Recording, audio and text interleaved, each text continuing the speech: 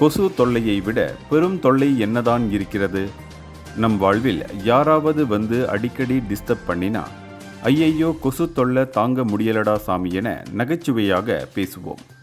இந்த மாதிரி கொசு தொல்லையே இல்லாத நாடாக இதுவரை அறியப்பட்ட ஒரு நாடுதான் ஐஸ்லாந்து.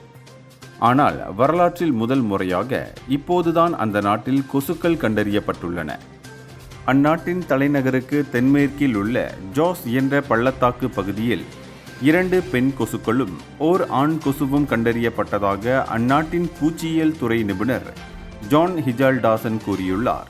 இதன் மூலம் உலகில் இதுவரை கொசுக்களே இல்லாத தேசம் என்ற தகுதியை ஐஸ்லாந்து இழந்துள்ளது. இப்போதைக்கு ஐஸ்லாந்தை தவிர்த்து கொசுக்கள் இல்லாத இன்னொரு பகுதி என்றால் அது அண்டார்டிகா கண்டமாக அறியப்படுகிறது. இந்த ரக கொசுக்கள் ஐரோப்பா, வடக்கு ஆப்பிரிக்கா நாடுகளில் தென்படுபவை.